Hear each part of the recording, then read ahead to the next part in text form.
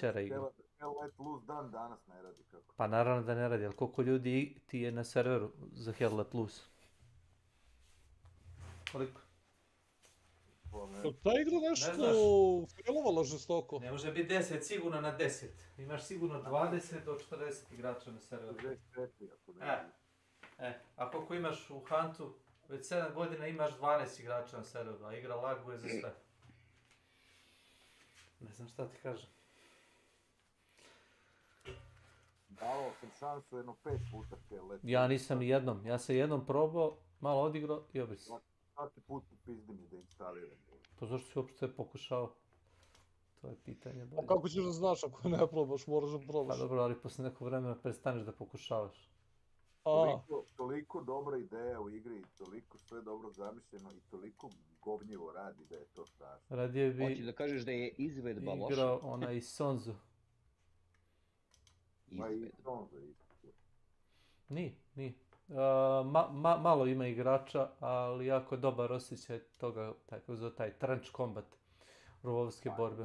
Na istu foru koji Hell Let Loose uredi.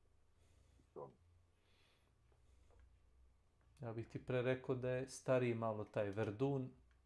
Nismo. Da, Verdun, jes. Da, za Verdun sam. Sonzu imam na probao sam, igrao sam 2-3 dana na isti kurs koji Hell Let Loose. Nije. Sve ti se vrti oko squad komandera. Ako ekipa ne pazi na squad komandera, ako pogineš, vratite na početak fronta, onda si najbolj. Znači, Ti u Hell Let Loose, znači pola sata ćeš da pešačiš do fajta. Ako komandir pogine. Znači, komandir mora da bude najgora štekara. Znači, mora uvijek da se sakrije u rov. Ne, mora. Negde pušiš kurac, što se slavne. Ne postavljaš ništa u ovome Verdunu i Sonzu. Ja sam Hell Let Loose, kažem, ako ne postave, pre nek što pogine, ako ne postavi A dobro, ako imaš checkpointera, postavljaš, to je lako. Kurac. Ne, ovdje nema. Ovdje imaš 5 kontrolnih tačaka u Verdunu na svakoj mapi i sve ostalo su ti komandanti odeljenja. Ako komandant odeljenja pogine prvi, odred je najbolj.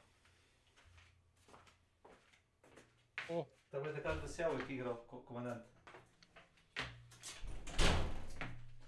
Znači, fight kad smo imali 1000 tiketa, protiv nas mi smo imali 1 tiket. Pobedili smo. Znači, držao sam centralni rov, skrio sam se ispod stola sa sabljom. Kako uđu da pozovu vazdušni napad, tako ih ja ubodem sabljom u nogu.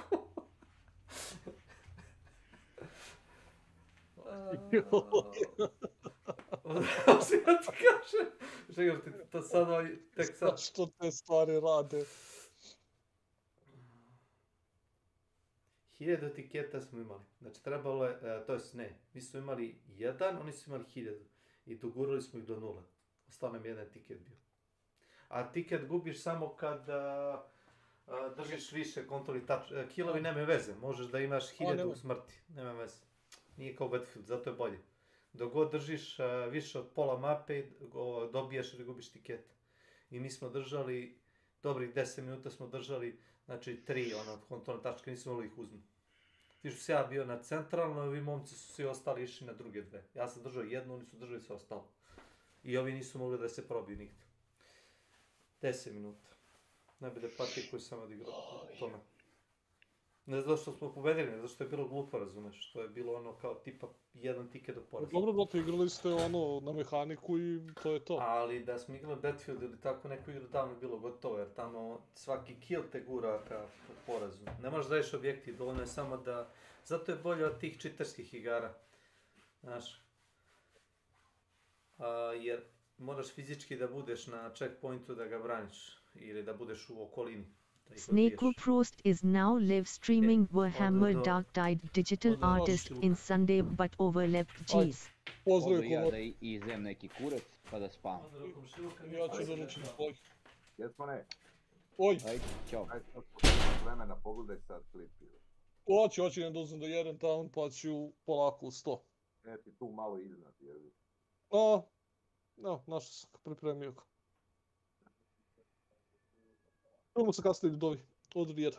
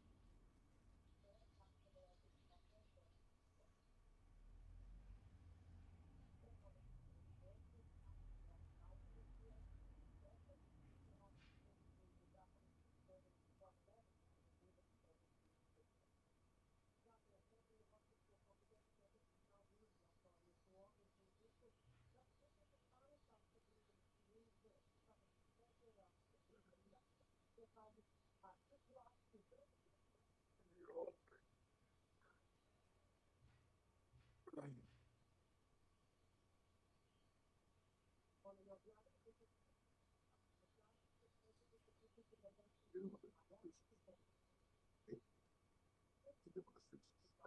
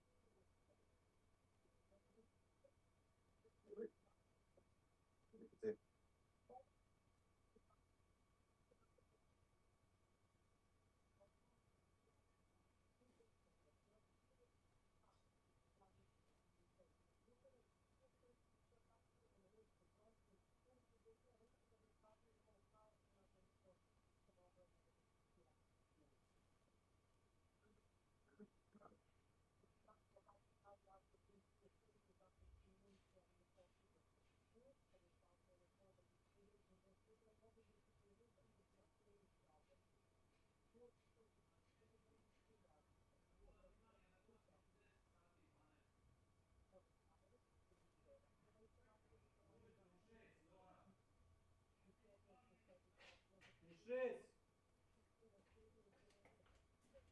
Ne u 12.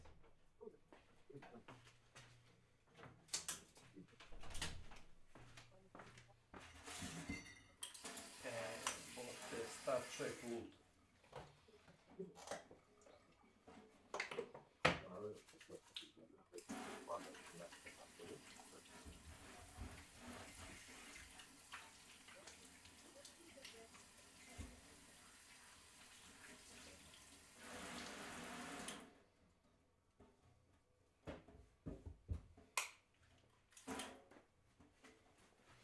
Da nema neko... Da nema neko Edler TV prijemnik. A, gospodo, ne? Da.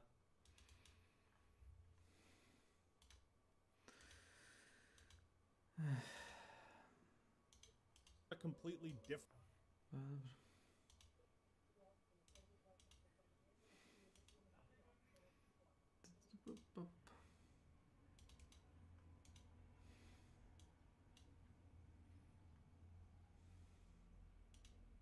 This new FPS game looks absolutely insane. It just kind of popped up out of nowhere. This is a game called Hunger, and as you can see, the graphics, the art style, the loop isn't just a gameplay feature. It's how you grow stronger, build your reputation, and gain access to advanced weapons, rare gear, bags, armor, cosmetics, ingredients, and other vital resources. Appearance with cosmetics found as loot in-game, trade in a player-driven marketplace, and connect quest.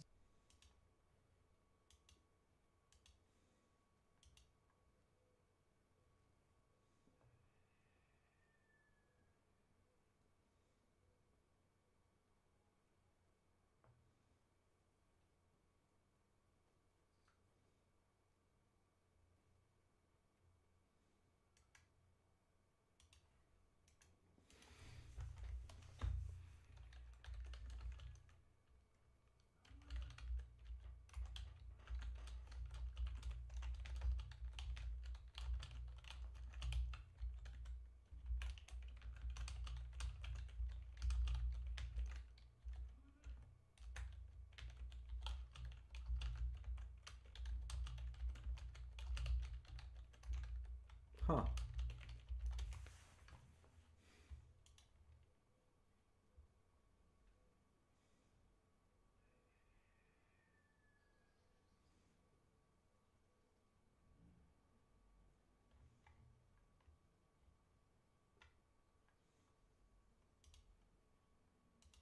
Engine, then how the fuck does that work. You would have to retool everything and reprogram the jank. So like in a literal sense, on a brand new engine, Oblivion can't be remade. This, I feel,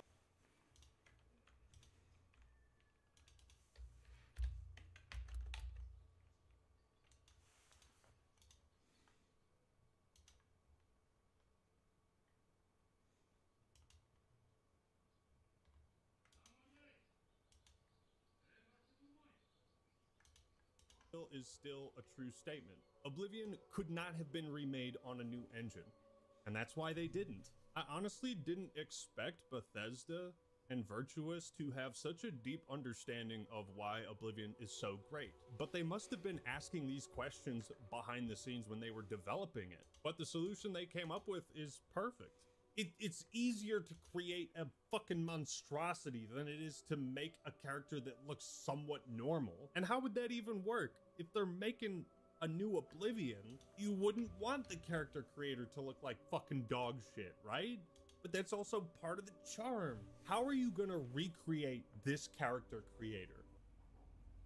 Like this? Jesus. The new character creator is yet another example of something I didn't expect them to pull off. Here, do you want to see my face? Oh my. No, you don't want to see his face. He's...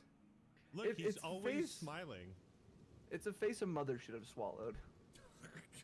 It is an improvement over the original, because not only can you create the horrific monstrosities that we all know and love, you can actually create characters that look like real humans. In Oblivion, this fucking cat, like look at the teeth. But the detail is so good. But then you also have like look at Mehrunes Dagon. Holy shit. Bethesda was on such a different plane of existence that they included bad takes of dialogue in the final game. I heard that thieves broke into the Arcane University, the Imperial Legion compound, and the temple all on the same night. Wait a minute, let me do that one again. I heard that thieves broke into the Arcane University. They thought of everything because these fucked up lines are in the remaster. Wait a minute, let me do that one again. I heard that thieves broke into the Arcane University. They know, bro, they know. Now here's another point. Remakes are extremely popular these days. What with Dead Space, Final Fantasy VII, Resident Evil 4, they got fucking Tony Hawk's Pro Skater. Remakes are hotter than Sabrina Carpenter right now. And you have to approach this from the business perspective, right? Most gamers who have already played Oblivion would want to play a remake that makes Oblivion feel brand new. I don't know if you've played an Elder Scrolls game or a Bethesda title, but most fans tend to put like hundreds of hours into that shit. And once you do that, like you've seen everything the game has to offer. So some slight graphical update, like what Oblivion fan is really gonna give a shit? Yet another thing I was incorrect about. And this is why it's so important that they made genuine improvements to the combat. Whereas in the original, you would just kind of slice at people and they wouldn't really react all that often. But now they have new jank where you hit someone and they... And although it's like funny and cartoony, it makes your weapons feel like they have real impact. They've also changed a lot of the attack combinations. Like I just discovered there's like a 3-hit attack with this sword. This not only allows old players like myself to feel like the game is fresh and new, but it feels like a new Elder Scrolls for people who haven't played Oblivion. And they also redid pretty much every animation. So the game feels different, but also familiar. It plays like a brand new title, but also something really old and outdated. Nostalgia alone is not gonna sell people on a game that they've never played. Man, how bad do those Gen Z kids have it though? These poor bastards didn't grow up with a real childhood. They didn't grow up with Oblivion. And now they can. Now they can grow up with Oblivion. That's the thing, regardless of my nostalgia for Oblivion, it's pretty obvious that people nowadays probably aren't going to be as interested in playing a game, you know, where the characters look like their faces have been burned. Like they've never put on sunscreen in their life and they just live outside homeless. Oblivion has the type of video game jank that is somehow entirely predictable, but totally chaotic at the same time. Some of the funniest Oblivion clips you'll see online come from people who understand how the AI works and therefore how to exploit it. Maybe feet.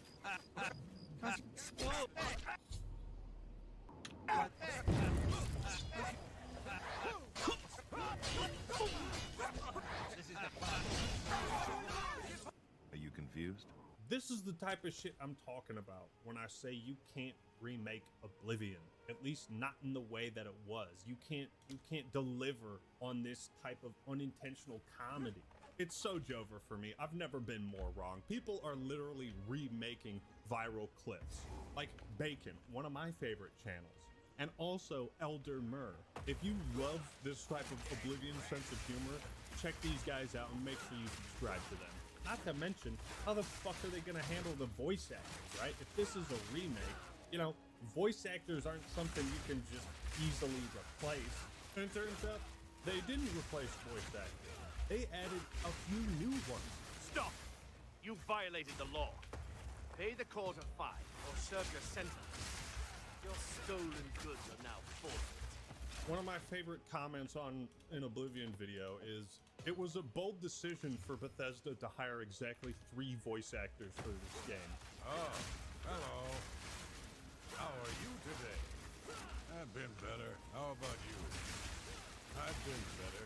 So far, they've only replaced the voices for some of the, you know, kind of like throwaway NPCs, but they haven't replaced like Wes Johnson's performance of the Gray Fox or Lucien LeChance, or obviously Sheo Gorath. Every aspect of this remake is just the best of both worlds. I want things to change, but I also don't want things to change at all. Yeah, somehow they delivered on that. Incredibly unreasonable expectation of mine. Yeah, see, my big worry was that they would redo the voice acting, which would kill a lot of the enjoyment. But it's only a matter of time before they're overwhelmed. Run when you can! And they haven't. They've simply added on and diversified what was already there. Now, one thing that really separated Oblivion from a lot of other RPGs at the time was this thing called Radiant AI. Bethesda abandoned the Radiant AI when they made Skyrim. That's because what the Radiant AI did has been iterated and improved upon countless times in other games since Oblivion came out. So naturally, it just seems outdated as fuck by today's comparison. I don't care what you say, I don't care how much you think Oblivion has aged poorly, Radiant AI has been one of the most revolutionary innovations in the entire RPG genre. The idea that NPCs will have their own internal schedule tied to the game's clock, the day and night cycle. I can think of one game that had a day and night cycle before Oblivion, and that's fucking Warcraft 3, a game where it barely mattered at all. But to design every single NPC in every city with this day and night cycle, create quests around that, have them wander throughout the city, talking to people at random, that really made the world feel alive. And rather than trying to remake all of that, I think it's the right call to just, like I said, keep the same engine and keep, you know, if it ain't broke, don't fix it.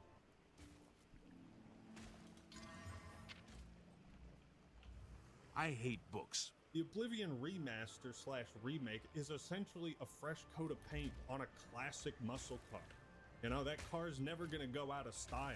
I really didn't expect them to return to the Radiant AI. I honestly thought they would create some brand new, inferior system of NPCs such that it wouldn't feel as alive as it used to. So, with a brand new engine, and if they're trying to appeal to a younger, more modern audience, which most remakes try to do, then I see no world in which Oblivion can truly be remade.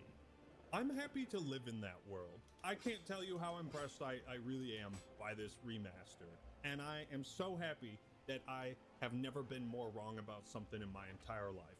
That's the most impressive thing about the remaster, is I honestly expected to have way more criticisms and complaints about super specific niche things that like me and only 6 other people care about, but they've nailed every detail. And the most important thing the Oblivion remaster has done is make you feel like you played it brand new, the same way you did 19 years ago.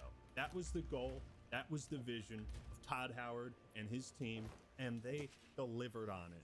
Todd Howard, you have done it again. You have managed to sell more versions of your games than actual games themselves. I could not be happier with the Oblivion Remaster. I'm going to be streaming it soon. What are your thoughts and opinions on the Oblivion Remaster? And tell me what questline you're excited to play first. I'm going to say the Dark Brotherhood. It's too good. Thank you all for watching. Hope you enjoyed the video. Leave a like if you did. And don't forget to download and play Once Human today for free. All right, everyone, that's all I got for today. This is the Axeman signing out. Peace. You have the hands of a healer. Stop!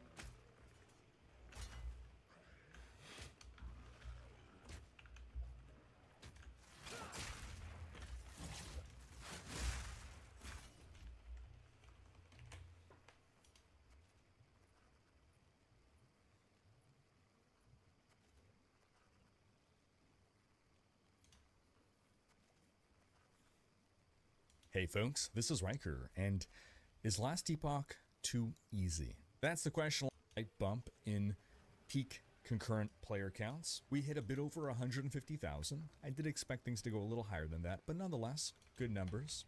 Since then, we've settled back down to around 90,000, which is a pretty normal trend for ARPGs after a season launch.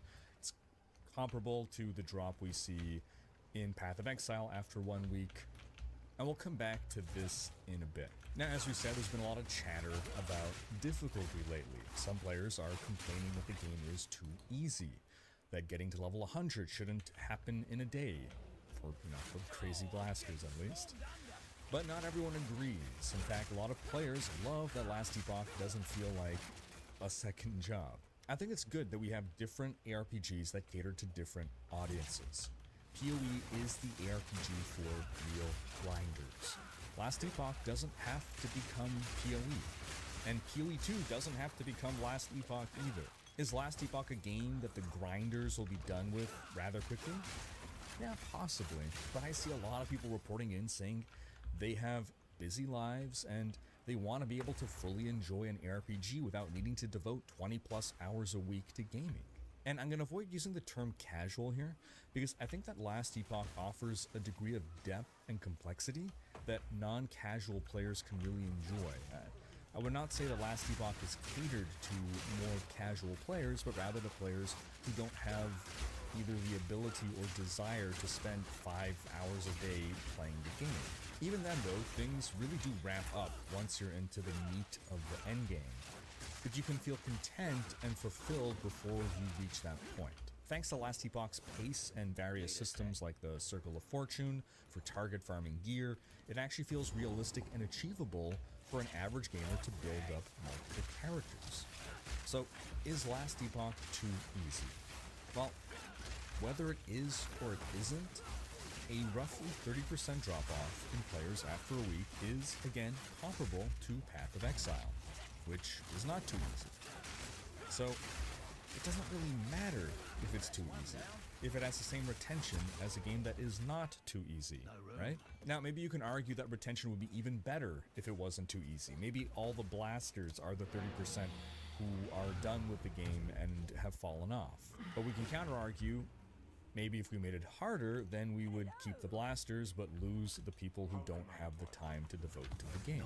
Oh, and the Last Epoch devs actually released this infographic, which says that 49% of all characters created in Season 2 are Sentinels. Sentinel is the most OP class right now, so again, how many people are saying the game is too easy? And I'll clarify, ultimately, I would not be opposed to making the game more challenging. I just want to ensure we don't have a knee-jerk reaction and end up breaking something that is working fine for a lot of people. Another thing that may make the campaign feel so easy to many people is the Nemesis system, through which you can pretty easily get exalted modifiers on gear much earlier than we used to. So imagine getting, an exalted weapon at level 10. Yeah, you're gonna crush everything for quite a while with that item. So all this to say, there's a couple different things going on that may be contributing to people's perception or even experience that the early game especially is too easy. but not everyone may be equally benefiting from these factors. Now, there's also an argument to be made that the campaign can be so easy that it does not adequately prepare you for empowered monoliths. Oh, and speaking of, I wonder how many people who say the game is too easy have yet to reach empowered monoliths. Even the Lagon fight is the first huge difficulty spike currently in the game. The next would be at Majasa, and then it's basically smooth sailing until you hit empowered monos. Now, Judd, the boss of EHG, chimed in on Reddit saying, quote, "We're not looking to make the early campaign overly difficult, as it should be easy enough for new players to the genre not to be immediately alienated, but it should also present challenges. Right now, we feel it may be too spiky when real challenges are presented, like with Lagon." So maybe we're going to see a bit of a smoothing out of the difficulty, which is reasonable. But we also have to remember that something easy for an ARPG veteran, as many of us are, may be challenging for an ARPG noob. And at Gamescom, I saw plenty of players try out Last Epoch and enjoy it and report that that was the first time they ever played an ARPG. Also, if you want a more challenging campaign experience, the game actually has a built-in hidden hard mode. Early in the campaign, you reach the old road. There's a bear you kill in a cave. Now, before you exit that cave, there's stalagmites to the right. You destroy those to reveal a path forward. You're going to go through a couple more bears, a couple more breakable walls, and then you're going to find a pair of boots that make you deal less damage and take more damage. And they also have a move speed modifier that scales with your level, so you can keep these boots on throughout the campaign, and your move speed is just going to naturally increase as you level up. Because of course EHG has a solution to things. But moving on from the difficulty discussion, the updates to the endgame have been great. The Weaver Tree, absolute hit. Champions, fun. Tombs and cemeteries, okay, maybe getting a little samey. Could probably use some more layouts, tile sets, monster variety, but overall the vibe is that this season is ridiculously fun. Quality of life has also been a major win. Auto sorting stash tabs, intuitive gear filters, being able to find everything you need, every resource to explain game systems, all of that in-game without needing to rely on third-party resources is just great. Oh, and speaking of a loot filter, all we're really missing now is the ability to customize the sounds and minimap icons. Would be nice for that to also be worked in, you know, to reach feature parity with the PoE loot filters. Oh, also customizing the mouse cursor would be a nice quality of life too. So altogether, between the satisfying item chase, the more casual pacing, the powerful offline mode, and the crazy improvements this season, a lot of players are calling Last Epoch their new ARPG home. I think Last Epoch currently has the best quality of life and arguably the best systems of any ARPG. Oh, and they definitely win bonus points by not filling their game with monsters with on-death effects. I don't get why so many devs love to have these mechanics where once you defeat the monsters and the threat should therefore be neutralized, there's an extra screw you mechanic to trip you up when you're just running for your loot. Thank you, EHG, for not doing this. So many of EHG's ideas should just become standard for the ARPG genre. The Circle of Fortune as a solution to the trade versus non-trade player dilemma is so welcome.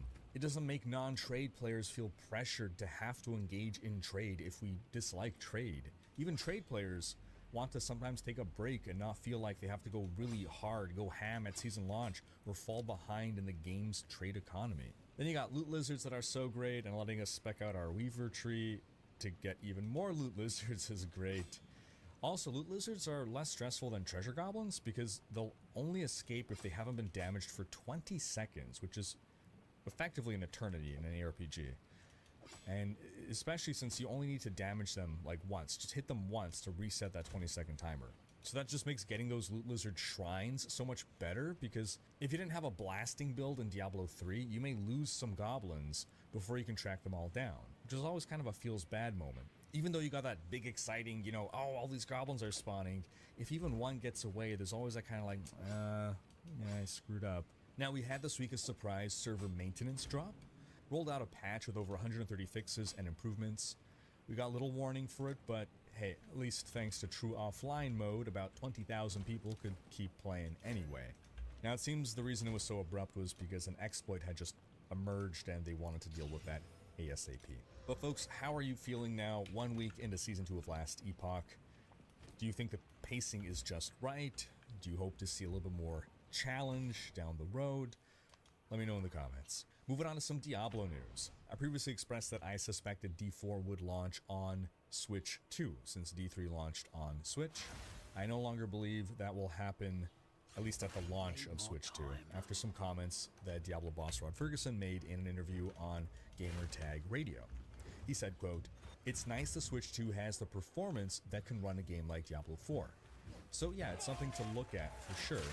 I think the challenge is less about the hardware and just about how we, live services on Switch have been a little bit challenging in the past. So I'm hoping that as they launch this June, and as we look to the future, that becomes easier and easier, so it makes more sense to put a live service on that platform." These are not the kind of comments he'd be making if they were secretly planning to launch D4 on Switch in June. Maybe sometime in the future, but definitely not at launch. Having a always online persistent game where you have to preserve the integrity of the experience, and it's shared cross-server, cross-platform, with monetized battle passes and everything, definitely poses challenges there. Then we got details this week about the Diablo Berserk crossover event. Running from May 7th to June 3rd, players in Diablo 4 can earn Behelits by slaying elite enemies. You'll trade those Behelits in for Berserk-themed cosmetics, like the Hawk's Destiny back trophy, Skull Knight's mount armor, the Brand of Sacrifice marking, the Foretold Eclipse headstone, and if you grab everything, the Odd of the Berserker emblem. They'll also be doing the Support a Streamer incentive on Twitch. If you sub or gift a sub to a participating streamer, you'll get this mount trophy. Plus, there'll be Twitch drops for watching Diablo 4 streamers to earn this sword. There's also going to be Berserk-inspired armor sets for sale in the in-game shop, because of course there is. Now, I just want to bring up Diablo Immortal to express how I am consistently jealous of what Immortal players get. Their crossover event with Berserk includes a new boss fight against Nosferatu Zod. There's a new legendary gem, the Crimson Behelit, that grants a variety of buffs. Plus, there's a new Struggler's Bane event featuring a gauntlet of demons and another new boss. And there's also a customizable Golem Familiar summoned during the Struggler's Path event that has like game mechanics attached to it. Immortal pretty consistently seems to get cool events like this. It's partially why I made my version of a Diablo 4 roadmap that would have been hyped for me to see. I posted that as a video yesterday. Do check it out if you haven't, and let me know. Check out my roadmap and tell me if that roadmap would have hyped you up for the next year of Diablo 4. Meanwhile, we had this week the Campfire Chat going over the final patch notes for Season 8, which launches on Tuesday the 29th.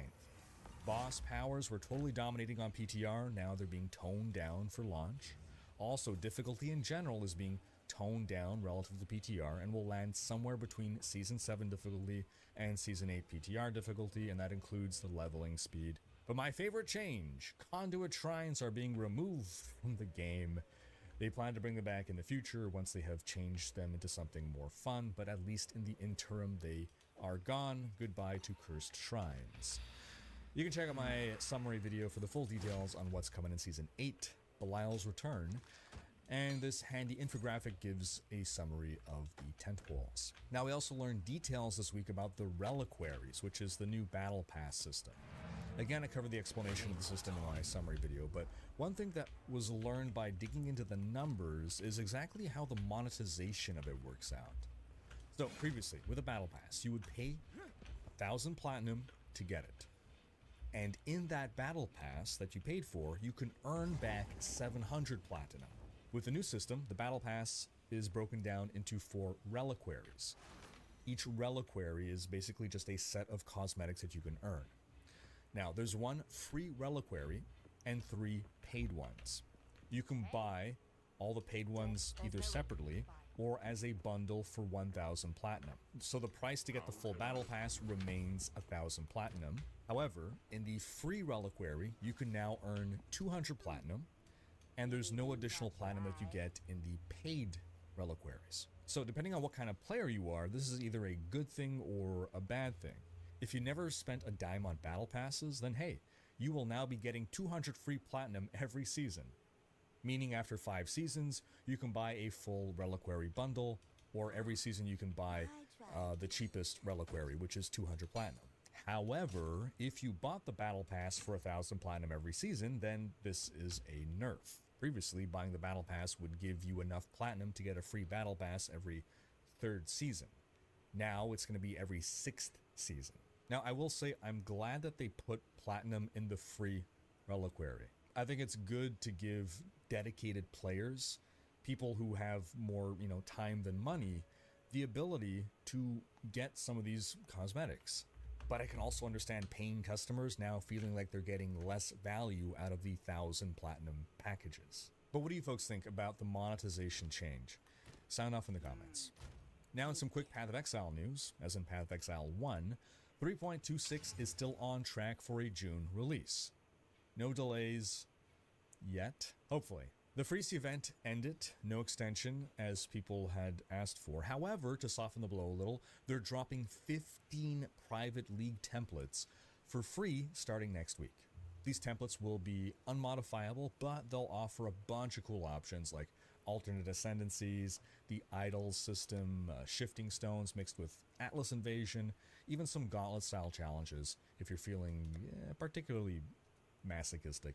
Full details are coming soon, but it's a nice bonus if you're itching for something to do before 3.26 lands. Are you folks planning to check out more PoE 1 stuff before the launch of the new league? Sound off in the comments. Now in some Elder Scrolls news, surprise, Oblivion Remaster dropped out of nowhere. No one could have ever foreseen this. It is live on Game Pass, Steam, and PS5 right now.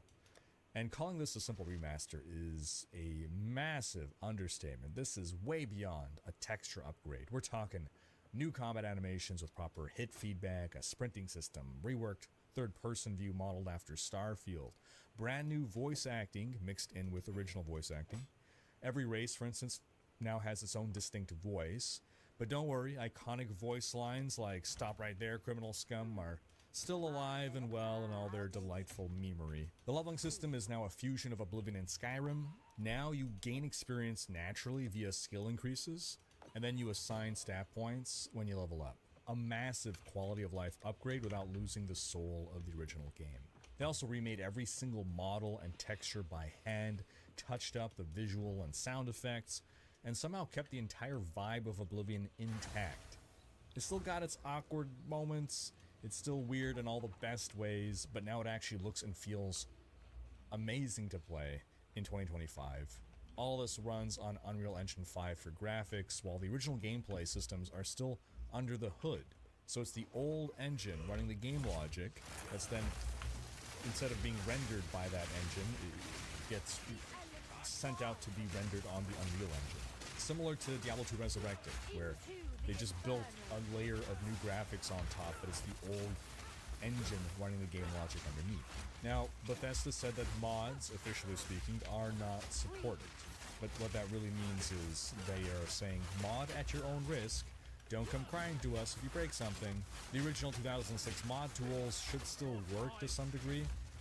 Obviously, there's been some changes to the engine, and there's probably going to be some difficulty with the whole old engine to Unreal thing for visual stuff. But the community is already digging into that. Now, the deluxe edition of the remaster comes with new armor, weapons, and some extra goodies like soundtracks and art books. And yes, if you missed it, horse armor is back, baby. Who would have thought we'd have nostalgia for the beginning of the terrible monetization creep of our industry? Performance-wise, some players are struggling to hold a stable 30 FPS. Steam Deck, it's allegedly Steam verified, or Steam Deck verified. It means nothing anymore. But if you got a solid PC, the game looks and runs beautifully. Player numbers exploded after launch as well, with the game peaking at over 190,000 concurrent players on Steam alone, not counting Game Pass or PS5. And Bethesda confirmed over 4 million people have already played the remaster. Reviews are extremely positive across the board, with a lot of first-timers as well, falling in love. And veterans saying this is the exact kind of remaster they were hoping for. Even Oblivion's original senior game designer said in an interview with VideoGamer.com that he was floored by how far they went, saying it needs a new word because remaster just doesn't do it justice. Oh, and a nice little feel-good moment here. Bethesda gifted free copies of Oblivion Remastered to the entire Skyblivion mod team. Classy move from them right there. The Skyblivion team is still targeting this year as their release year. That's the mod that remakes Oblivion inside of Skyrim. Now it's likely that Fallout 3 will be the next official remaster from Bethesda. The same original leak that showed us the Oblivion remaster also showed Fallout 3. In other news, Claire Obscure Expedition 33 just launched, and it is absolutely lighting the gaming world on fire. Reviewers are losing their minds over it. We're talking 91 average score on OpenCritic, with 97% of critics recommending it across more than 100 reviews. On Steam, it's sitting at very positive reviews and even peaked at 71,000 concurrent players, and it has sold over 500,000 copies worldwide. Not bad for a brand new IP from a brand new studio, which I think was founded by like ex-Ubisoft people. The game's said to be about 40 hours for the main story, 60 for scooping up all the side content, which seems like just the right sweet spot, and if you ask me, a great deal for a game that has a AA price. Some critics are calling it a once-in-a-generation RPG. I'm seeing quotes like, "This game transcends gaming and approaches a work of art." It's not every day that you see a new studio come out swinging like this, so kudos to the devs. Félicitations. The launch trailer looks incredible, and honestly, it's shocking that a team of only 30 people made something this polished. It's fully voice acted, visuals are stunning, it runs on Unreal Engine 5, and yet it only takes up about 40 gigs of space. It's very competitively priced, plus it's relatively cheap in a world where now Nintendo is pushing $90 games. Early players are raving about the opening hours, the music, the storytelling, and just the overall feel of the game. If you grew up with classic Final Fantasy and you're not super into the action-heavy direction the series has taken, Claire Obscure might just scratch that JRPG itch. But I turn the question to you folks, have you tried jumping into the game yet? And if not, is it now on your must-play list? I haven't had a chance to try it myself, but I've had my eye on it for a long time. I hope to have a chance to play it at some point in the future. Lastly, in some no rest for the wicked news, the Breach update is almost here, and the new trailer is looking great. The art direction, the sound design, even the in-game cutscene animations, it all looks amazing. Now, just to be clear, this isn't the full 1.0 release, but it is a massive update. New zone, new quests, new enemies, new loot, a whole slew of game-changing improvements. It's not just a patch, it's basically a second launch. And the music, goodness the music. The soundtrack in that trailer is just incredible. Breach officially drops April 30th. How many of you are planning to jump in and either try out No Rest for the Wicked for the first time or revisit it? We had covered it, a year ago. I got to visit the studio in Vienna, interview them. These guys are doing some really cool stuff. And that's going to wrap up this video, folks. But you should have checked out last week's video, in which we discussed the issue that Path of Exile 2 is facing right now. Thanks for watching. Special thanks to my Patreon supporters for making these videos possible. If you enjoyed this video, give it a thumbs up and subscribe to join Riker's Raiders for more gaming content.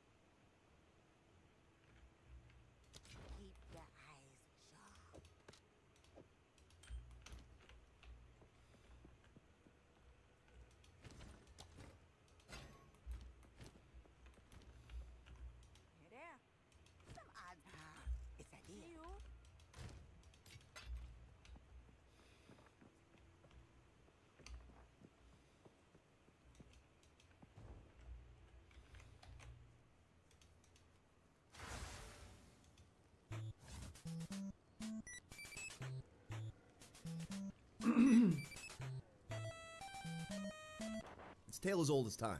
A married couple struggling to keep up the excitement as the years pass. And after having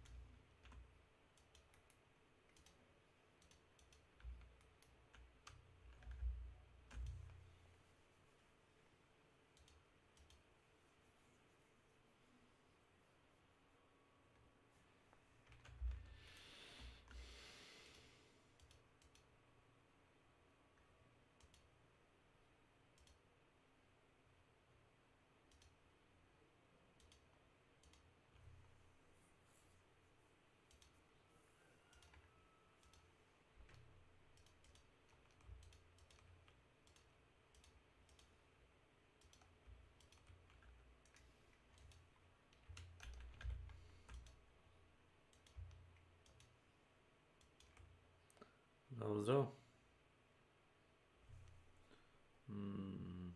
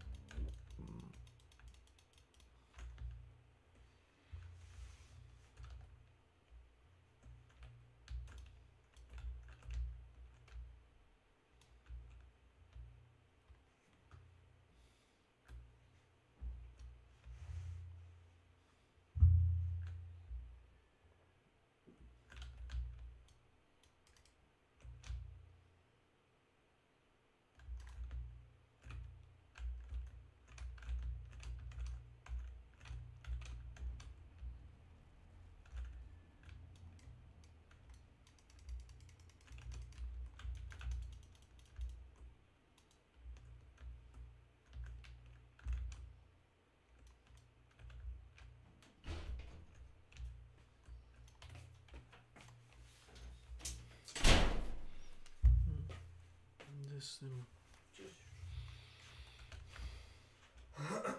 Znaš što te ovo podsjeća?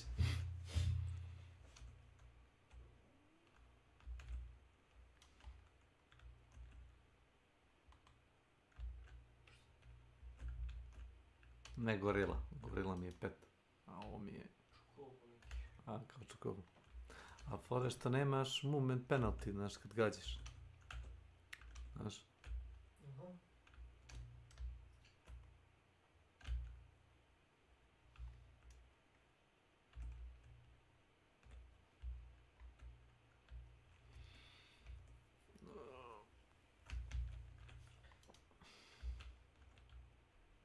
Pitao te Mani, jer imaš i vremena da... Ne, ide na posao. Odradiš Ali reci, ne, radim. A? Ne, radim. Ne, to ne radim više, inače niko. Dobro, pitam te sam. Pa, ja ti kažem. Neš. Ne radim za pare, radim za uslugu. Mogu tebi da uradim, mogu da radim pet Ivana. Radim za uslugu, ne radim za pare nikom.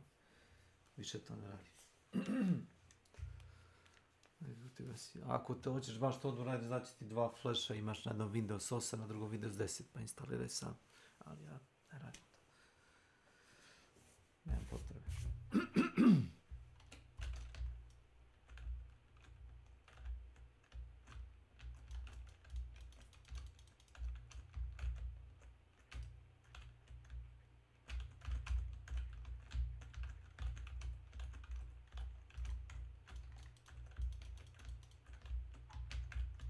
Uš.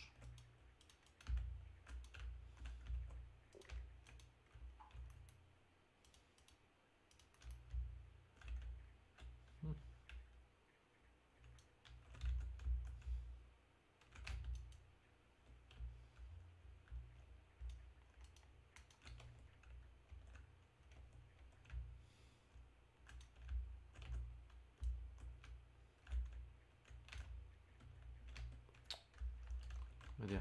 Ejde bre. Vidio. Budu izađem napolje. Kakva glupost. Može.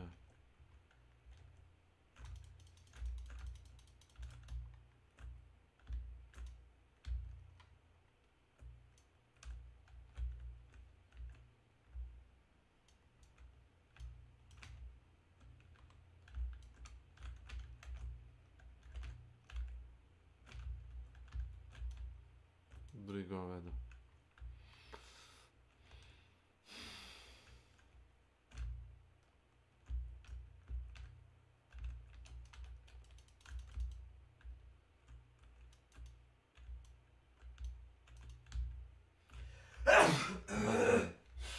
Ste paladio?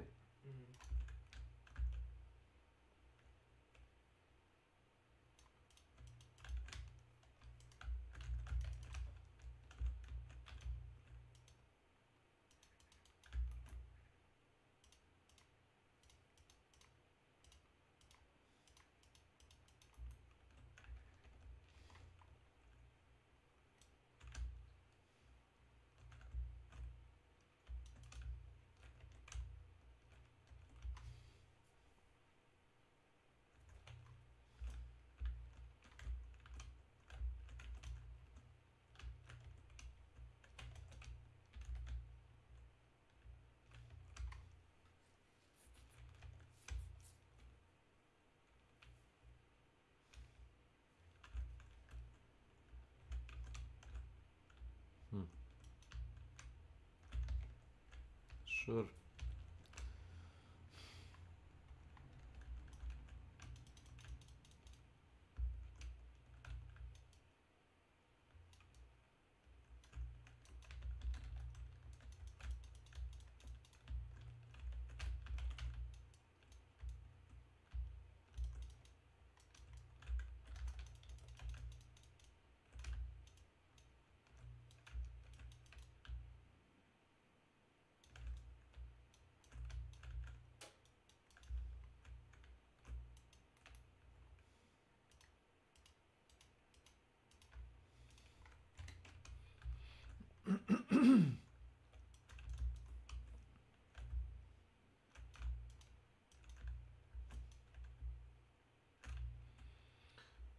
Krcala čađava me Ana.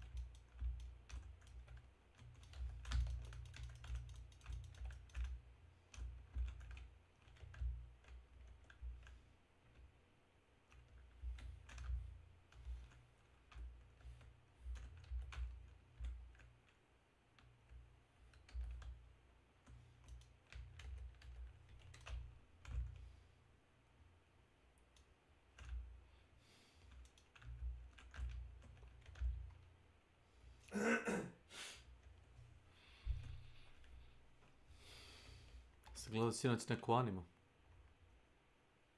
Nije to bilo preksinoć, ne znam. A odgledao sam onaj Koji? Irija. Irija? Čemu se radi? Dobar. Ne, on ima 6 epizoda. Kao neko bioengineering, napravljeno neko čudovište u laboratoriji. To nije jedan od onih iz 80-ih, da ono lik je smješten u telo robota i tako to, ne? Pa nije, nego kažeš ti neko čudovište, ono napravljeno i onda, ne znam, neka bounty hunter, oni idu da istraže, ono, u neku svemirsku stranicu i onda pripada se ovo masakrno čudovište i bukvalno asimilira, ono, ne znam, isisa život iz toga, iz čovjeka i ono bukvalno asimilira. Njegove ćelije su. I onda ne znam, ono, ovdje taj dva neka bounty huntera i sestra od ovoga, ona kao sam početnik, toga glavnog bounty huntera. Da. I onda kada ste ono, pobjegnu sa broda, spasu taoce, a ostane njen brat, taj Glenn. Dobro. I onda ispostavi se da ga naš, jel, ubio i ono, asimilirao i onda ono, ne znam, i ono naš, na kraju ubio ovoga, oslobodi, mislim oslobodi ga